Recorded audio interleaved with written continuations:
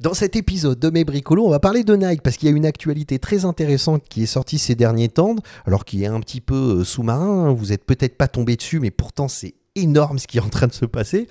C'est que Nike a déposé un brevet d'une nouvelle technologie d'impression 3D sur textile avec deux étapes, une impression 3D sur textile de la partie supérieure de la chaussure, puis après, dans un deuxième temps, dans une deuxième étape, une impression 3D de la partie inférieure de la chaussure, à savoir la semelle, exactement en utilisant la même technologie, mais ce que ça permet de faire, c'est que ça permet d'utiliser différents matériaux, donc différentes caractéristiques de maintien, de solidité et de souplesse. Et ce brevet a été rendu public, on peut le consulter, ça veut dire qu'il a été validé par les différentes autorités. Et donc ça permet un nouveau champ des possibles qui est incroyable, à la fois pour Nike dans la conception des chaussures, mais aussi pour nous en tant que consommateurs, ça va complètement changer la façon dont on consomme la sneakers. Là, c'est remarquable, c'est absolument époustouflant ce qui va se passer. Alors vous inquiétez pas. Je sais, là, j'ai utilisé un vocabulaire, impression 3D sur textile, partie supérieure, inférieure, brevet, tout ce que tu veux.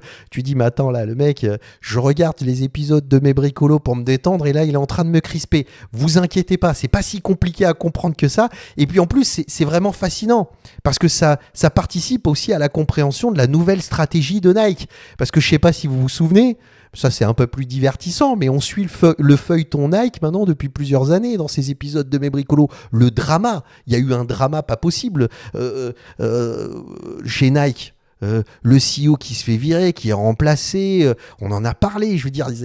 Donc c'est intéressant parce que la validation de ce nouveau brevet montre un retour vers l'innovation de Nike. Donc au-delà de cette technologie qui est très intéressante, pas si compliquée à comprendre que ça, et qui va nous permettre d'imaginer les chaussures et ce qu'on peut faire avec cette technologie, donc peut-être d'imaginer ce que Nike va proposer comme sneakers dans le futur, ça nous permet aussi de comprendre que voilà, Nike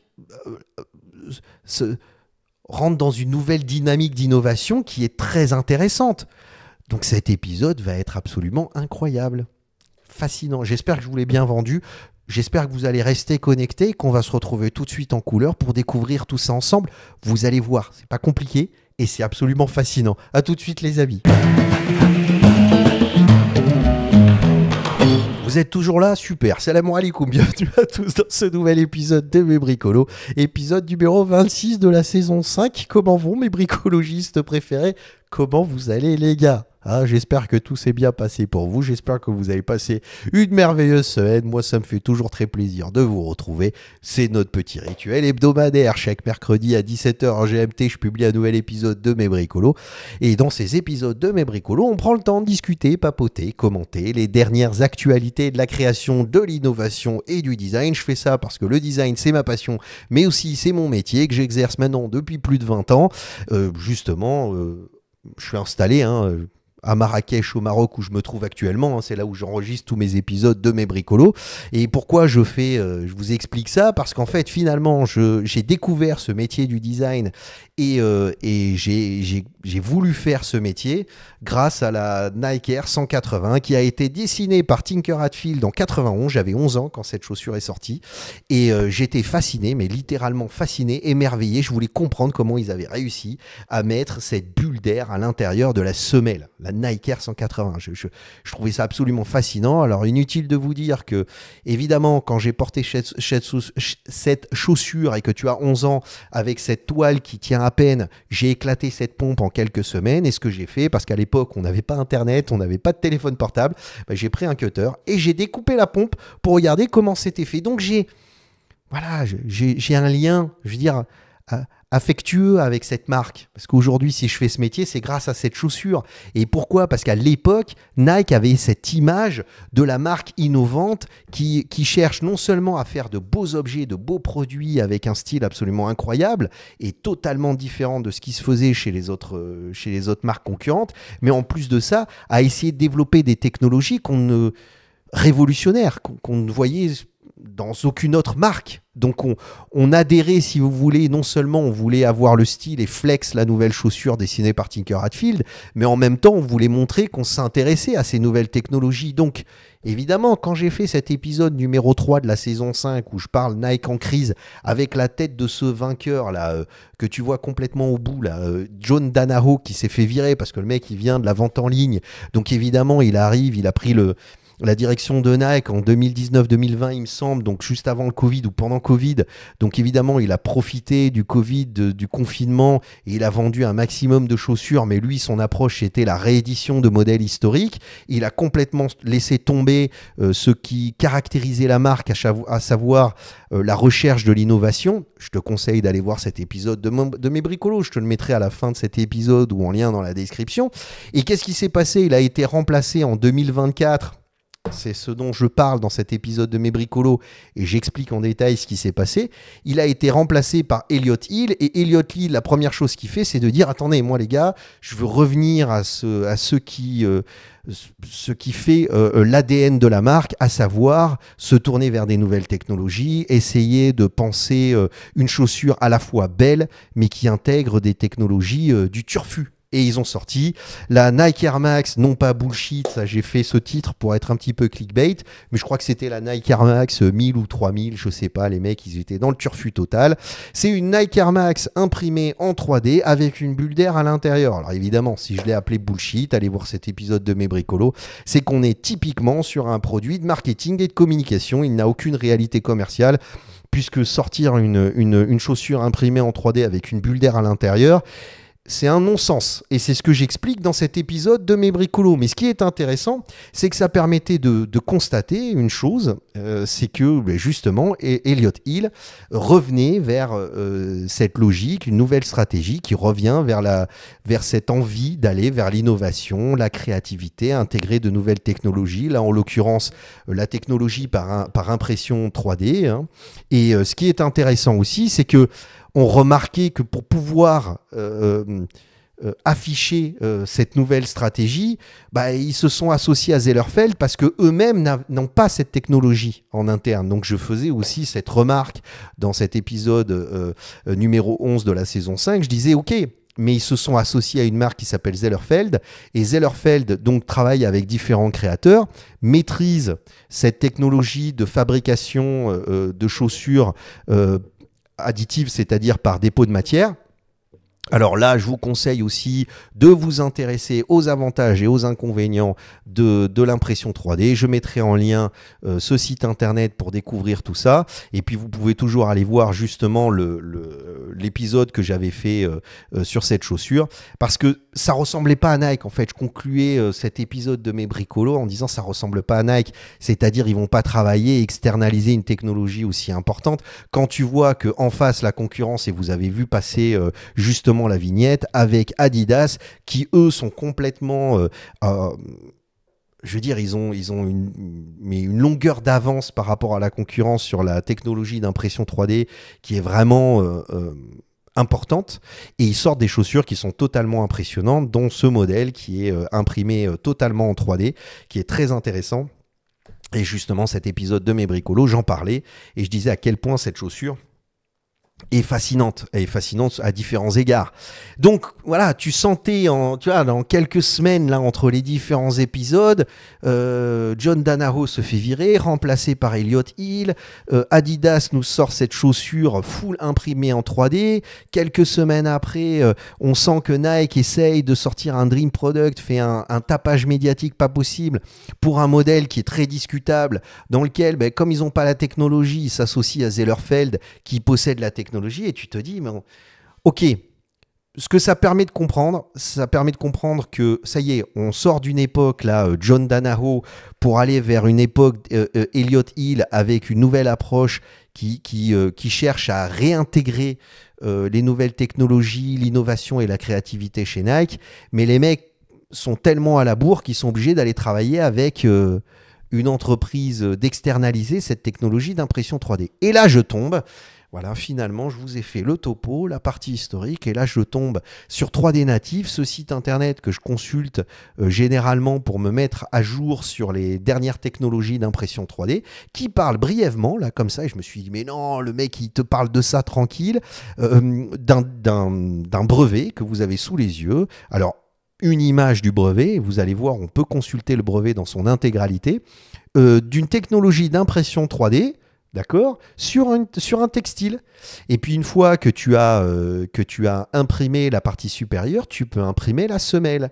Donc là, je remarque effectivement que l'article de 3D Native est très sommaire, explique justement cette collaboration avec Zellerfeld. Donc on comprend bien que là, tout d'un coup, lui aussi constate le fait qu'il y a un nouvel élan vers la créativité et l'innovation, c'est-à-dire un retour à cette singularité de cette marque Nike, c'est-à-dire aller vers de nouvelles technologies.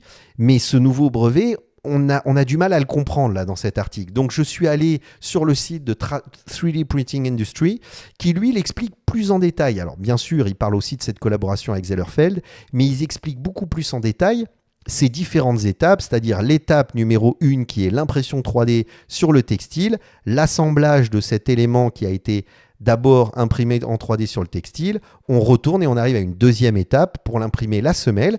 Et en fait, il y a toute une logique d'impression de semelle avec différentes complexités pour avoir différents amortissements, avec différents matériaux. Donc on peut imaginer énormément de possibilités. Ça ouvre un champ des possibles qui est juste absolument fascinant, mais que ce soit dans la conception, mais aussi dans la façon dont on consomme la chaussure. Parce que, et c'est là où c'est intéressant, alors pour ceux qui suivent ces épisodes de Mes Bricolos ces derniers temps, je demandais à DeepSeek de me faire des résumés ou de me donner quelques points d'analyse. Et là, je suis revenu chez les Américains, là, je suis revenu chez ChatGPT, chez OpenAI. Donc j'ai un peu quitté les Chinois là, pour revenir sur justement ChatGPT, et je lui ai demandé, je lui ai dit fais-moi un résumé de cet article en justement en me permettant de comprendre les différents points qu'apporte cette nouvelle technologie et ce nouveau brevet qui a été validé et déposé par Nike. Et donc il parle lui déjà dans un premier temps d'une approche de conception modulaire. Ben oui, forcément, parce qu'aujourd'hui tu utilises la technologie d'impression 3D, donc tu peux concevoir un petit peu ta chaussure comme tu en as envie, et puis après la lancer sur ta machine d'impression 3D et réajuster, adapter. Tu n'es pas obligé de fabriquer un moule à chaque fois que tu veux concevoir une chaussure. Donc tu peux imaginer des choses, tester, te rendre compte si ça fonctionne ou si ça ne fonctionne pas. Tu peux même la proposer à la commercialisation, et si tu vois qu'il n'y a pas de vente, bah, finalement tu la retires et t'en conçois une nouvelle. Ça devient très intéressant puisqu'il n'y a plus de fabrication de moules. Donc c'est tout d'un coup beaucoup plus intéressant. Et d'ailleurs, ils le disent dans le point numéro 3, une meilleure efficacité de production. Ben oui, puisque comme tu as plus ce problème justement de la fabrication de moules, donc tu as beaucoup plus de souplesse dans la façon dont tu conçois ta chaussure, ben aussi tu as une plus grande efficacité de production parce que tu imprimes à la demande. T'as pas obligé de fabriquer un moule et de te dire bon, il faut que je rentabilise le moule. Un moule, ça coûte très cher, donc pour rentabiliser le moule, il faut au moins que j'en vende 1000. Donc tu vas essayer de vendre un maximum de chaussures en utilisant des techniques de communication et de marketing. Bah là, finalement, c'est plus le problème. Ton imprimante 3D, une fois que tu as conçu une chaussure, bah, tu imprimes un modèle, il fonctionne pas. Le lendemain, tu crées un nouveau modèle et tu en imprimes un nouveau. Donc tu as une bien meilleure efficacité de conception. En plus, tu n'as même pas le problème du moule et du moule, c'est-à-dire les problèmes de dépouille et de contre-dépouille. Donc, tu peux créer des structures complexes et personnalisées. C'est le point numéro 2.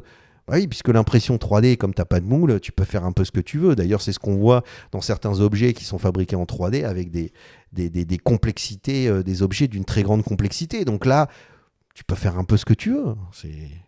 C'est fascinant, c'est extraordinaire. Et donc, un potentiel de personnalisation accru, c'est le point numéro 4. Bah ouais, parce que demain, je veux dire, tu peux scanner ton pied avec le LiDAR de ton iPhone et envoyer ce fichier 3D à Nike qui va adapter justement son modèle 3D qui va être imprimé en 3D en fonction de ton pied, de la morphologie de ton pied. C'est génial. Alors, comme le brevet est disponible, vous pouvez y avoir accès, je vous le mettrai en lien dans la description. Et donc, comment ça fonctionne? C'est-à-dire tu as des schémas qui te décrivent les différentes caractéristiques de ce brevet, et chaque élément du schéma fait référence à un point qui est expliqué dans la note, justement, qui accompagne tous ces schémas. Donc, évidemment, je ne vais pas vous prendre la tête avec ça. Pour ceux qui sont très intéressés, allez regarder ça en détail. Je pense que si, par exemple, vous êtes étudiant en design, là, vous avez une opportunité pour aller vous consulter ce document et essayer d'imaginer une chaussure qui utilise cette technologie, donc faire du design, un peu du concept, hein, et vous faire remarquer par les marques, parce que là, vous avez la possibilité, grâce au brevet, d'imaginer ce que ça peut devenir. Mais ne serait-ce qu'en regardant les images qui sont disponibles, on peut facilement comprendre. Donc, les premières images sont des images qui montrent le produit final, en tout cas un exemple d'un produit final. Donc, le but du jeu d'un brevet, hein, n'est pas du tout d'avoir une chaussure sur laquelle on va faire une recherche de style, c'est d'expliquer dans les grandes lignes le potentiel de cette technologie. Donc on remarque bien qu'il y a une partie supérieure avec ces espèces de stries et une partie inférieure avec la semelle, hein. On voit les différents schémas et on voit les coupes, les plans de coupe avec les différents justement éléments qui caractérisent cette chaussure. Et après on arrive dans la technologie, donc un ordinateur, la conception par un ordinateur, et on retrouve cette image de l'impression 3D sur textile. Donc c'est une impression 2D. Hein, parce que l'idée, c'est toujours garder ce principe de couche, mais le travailler à plat sur un textile. Donc après, il faudra former, hein, assembler ce textile pour lui donner le volume. Mais l'avantage, c'est que tout d'un coup, on peut imprimer un élément structurant. Hein, c'est ce que montre cette image. Et alors après, on rentre dans le détail, si vous voulez, de la façon dont c'est imprimé sur ce textile pour avoir une bonne intégration de cet élément, de cette matière plastique qui va être imprimée sur le tissu, et donc une bonne cohésion de ces différents matériaux, et qui va garantir une très bonne solidité structurelle entre les différents justement éléments qui composent cette partie supérieure de la chaussure. Donc là, il nous explique en détail, hein, vous pouvez toujours, pour ceux qui sont intéressés, aller voir les notes de référence des différentes figures. Et après, il explique en fait la façon dont, une fois que vous avez imprimé la chaussure avec les différents éléments et les différentes façons de l'imprimer, le fait de découper, puis d'assembler cette chaussure avec différents systèmes d'assemblage. Encore une fois, je ne suis pas rentré en détail, mais c'est-à-dire tu prends ton tissu et puis tu viens lui donner la forme supérieure. Et une fois que tu as cette forme supérieure, tu la prends, tu la remets dans ta machine, sauf que tu la retournes et tu viens imprimer la semelle. C'est-à-dire, une fois que tu as imprimé la partie supérieure structurante, sur le même objet, tu imprimes ta semelle avec différents types de complexité, différents types d'alvéoles, puisque c'est ce que l'impression 3D permet de le faire. On en avait parlé justement en parlant de la Air Max 3000 ou 1000, je ne sais plus le nombre, hein, à chaque fois je m'en souviens plus, elle ne m'a tellement pas intéressé. Mais je veux dire, avec la technologie de Zellerfeld, cette capacité de pouvoir imprimer différentes complexités d'alvéoles, donc ça permet différentes souplesses, différents maintiens. Donc en plus de ça, tu te dis, mais c'est génial, parce que demain, si j'ai envie d'imprimer une chaussure, mais là il donne un exemple avec un patch pour avoir un appui, parce que je veux fabriquer une chaussure de foot avec des crampons qui sont placés d'une certaine façon pour avoir différents maintiens, tout d'un coup ça devient totalement possible.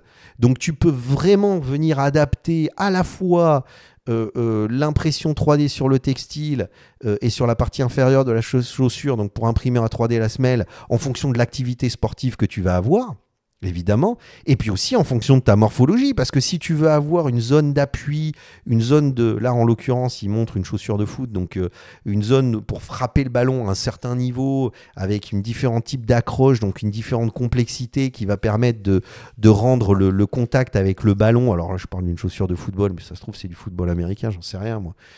Mais bon, tu comprends ce que je veux dire. Donc t'imagines un petit peu, et là ça ouvre un champ créatif qui est absolument fascinant. C'est fascinant. Tu peux avoir une chaussure où tu viens imaginer une cage qui va maintenir ton pied avec différents éléments stylistiques, parce que comme tu as un élément qui est imprimé en 3D, tu peux vraiment aller dans la matière et créer des formes complexes, mais avec différentes épaisseurs, différentes couleurs. C'est incroyable. Et bien sûr, pour la semelle, c'est identique.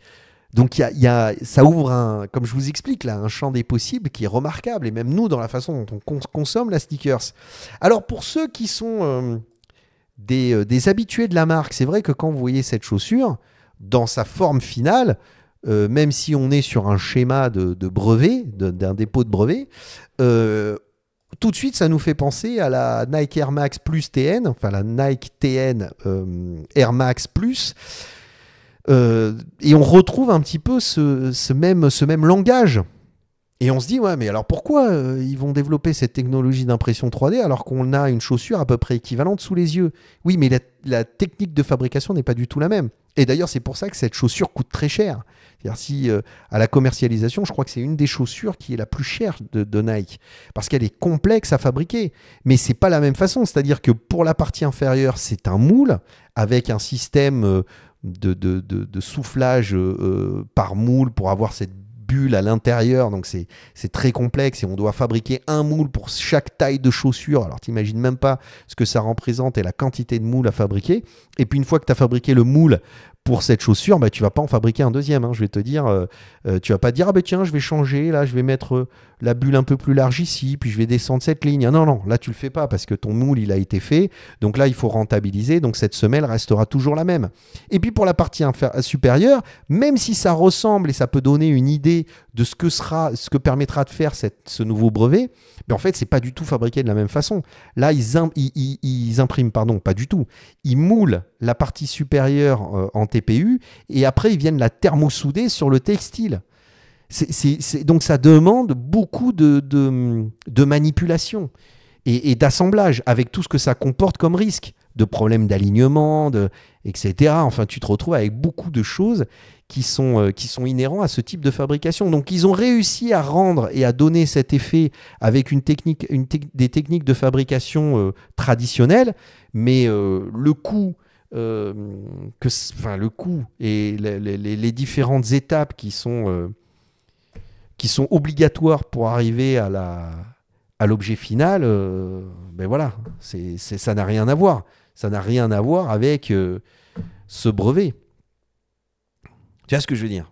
Donc c'est vraiment fascinant, c'est vraiment très intéressant. Et je suis content d'être tombé sur cet article et de vous en avoir parlé, parce que même si on n'a pas d'image finale du produit et quel pourrait être le produit, on peut facilement l'imaginer. Et ce que ça montre aussi, ça montre une chose qui est absolument fascinante, c'est ce nouveau positionnement d'Elliott Hill. Alors combien de temps ça va prendre? Maintenant qu'ils ont développé cette technologie, il faut la mettre en place.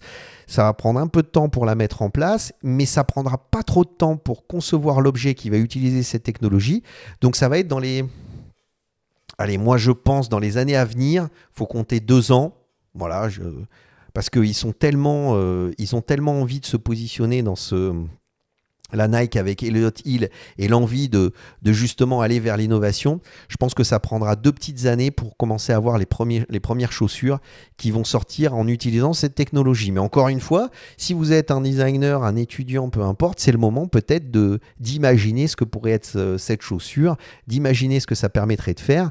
Et pourquoi pas d'être embauché chez Nike, parce qu'ils seraient intéressés de voir ce que vous êtes capable de faire avec. Et pour ceux qui ne sont pas de designers, mais qui sont passionnés par tous ces projets, enfin toute cette actualité de l'innovation et de la création, ça vous laisse imaginer ce que ça pourra devenir. Donc voilà, j'espère que cet épisode de Mes Bricolos vous a plu. C'était un bon moment que j'ai passé avec vous.